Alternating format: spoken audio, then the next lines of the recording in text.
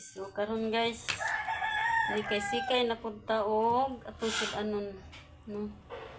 Di nag-prepare ko og lamas. No, kariloy ari guys. Prepare ko og lamas para sa atong sinabang baboy di maglaga pro baboy guys.